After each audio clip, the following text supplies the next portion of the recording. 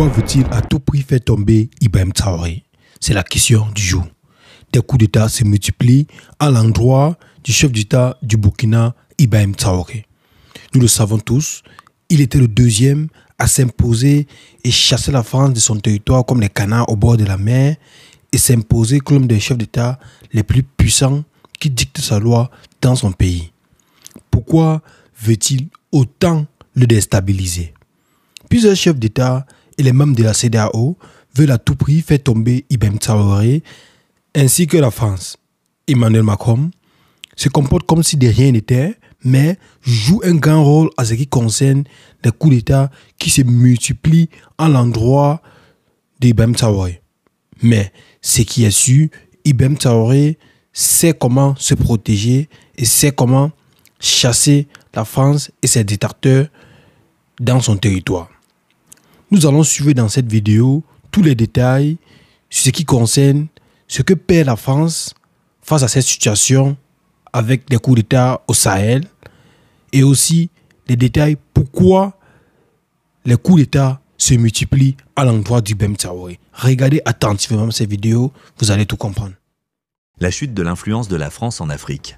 La France est confrontée à une crise politique et économique, aux prises avec une dette publique élevée, une flambée des prix de l'énergie et une hausse des taux d'intérêt. Bien que des facteurs internes jouent un rôle, il existe une corrélation évidente entre les difficultés économiques de la France et la diminution de son influence en Afrique. L'emprise de la France sur ses anciennes colonies africaines s'est affaiblie en raison d'une série de coups d'État dans la région du Sahel menés par des dirigeants tels que le président Ibrahim Traoré du Burkina Faso, qui visent à mettre fin à la domination de la France. Cette situation a gravement affecté les intérêts économiques de la France dans ces pays. Les difficultés économiques de la France. Selon Ramayad de l'Atlantic Council, la dette publique de la France est passée de 2 000 milliards d'euros à 3 200 milliards d'euros en 7 ans. En outre, 9 millions de personnes vivent aujourd'hui dans la pauvreté, les fermetures d'usines se multiplient et un déficit du commerce extérieur d'environ 100 milliards d'euros est prévu pour 2023, signe d'une désindustrialisation accélérée. Denis Ferrand de Rexecode confirme que l'inflation élevée, la hausse des taux d'intérêt et la flambée des prix de l'énergie, en particulier après l'invasion de l'Ukraine par la Russie, ont affaibli l'économie française. Le lien entre les difficultés économiques de la France et la perte d'influence de l'Afrique. La crise économique de la France est étroitement liée au déclin de son influence en Afrique. Des dirigeants comme M. Traoré ont contesté avec succès la domination de la France, ce qui a eu de graves conséquences économiques pour le pays. L'ancien ministre français de l'économie, Thierry Breton, a prévenu que si la France perdait ses colonies, les générations futures pourraient chercher des moyens de subsistance en Afrique, ce qui modifierait les schémas d'immigration. Ces propos reflètent la profonde inquiétude des élites françaises qui craignent de perdre leur emprise sur les ressources et les marchés de l'Afrique. La montée du sentiment anti-français en Afrique. Le changement géopolitique en Afrique, marqué par les coups d'État au Sahel, a entraîné une montée du sentiment anti-français. Les pays cherchent de plus en plus à établir des partenariats avec la Russie, la Chine et les États-Unis plutôt qu'avec la France. Une lettre de 94 sénateurs français adressée au président Macron a critiqué sa politique africaine, soulignant le rejet de l'influence française au Mali, au Burkina Faso, au Niger et en République centrafricaine.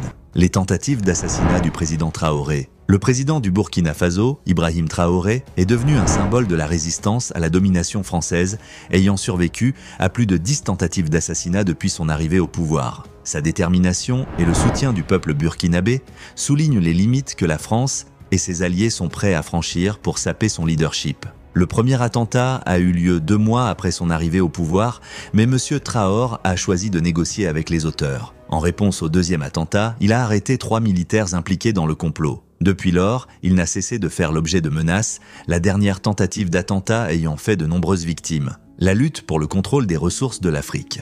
Le conflit entre la France et les dirigeants du Sahel, comme M. Traoré, est centré sur le contrôle des ressources de l'Afrique. La France a toujours bénéficié d'un accès privilégié. Mais les nouveaux dirigeants privilégient l'indépendance de leur pays et établissent des partenariats avec d'autres nations. Cette perte de contrôle est un coup dur pour l'économie française qui ne peut plus compter sur les ressources auxquelles elle avait autrefois facilement accès. La menace de la recolonisation.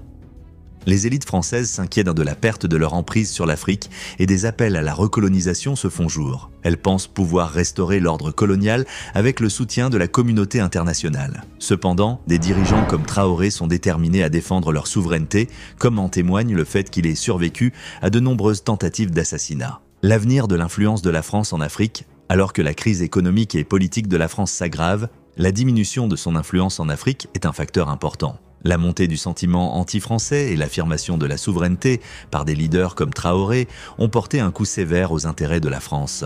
L'avenir de l'influence de la France en Afrique est incertain, mais l'ère de la domination coloniale est révolue. Les dirigeants africains, qui accordent la priorité aux intérêts de leur peuple, sont en train de se faire les champions de la souveraineté et de la prospérité.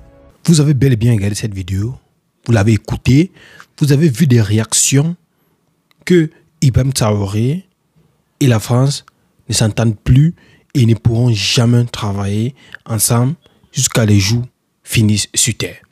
Emmanuel Macron, qui est l'un des plus gros échecs des dirigeants français parce qu'il a perdu des territoires très importants pour la France. Les membres du Sénat ont sorti une lettre où ils s'exprimaient en disant qu'ils étaient déçus par la rapidité avec laquelle ils ont perdu les territoires en Afrique. Mais le fait est déjà fait. On ne peut plus retourner en arrière. Plusieurs autres pays aimeraient bien rejoindre le Niger, le Burkina, le Mali et la Centrafrique dans cette affaire de chasser la France de leur territoire. La jeunesse africaine voudrait bien diriger le pays, pas comme les pays tels que le Cameroun, où le président de la République a presque 90 ans, ne parle pratiquement jamais, ne se prononce pas dans ce qui concerne les affaires du pays, mais il est président. Comment allons-nous expliquer ça à nos enfants? Un dirigeant a dirigé un pays pendant 40 ans. Quelle surprise. Merci d'avoir regardé la vidéo. C'était dans l'OTV panafricain. Likez, partagez et abonnez-vous.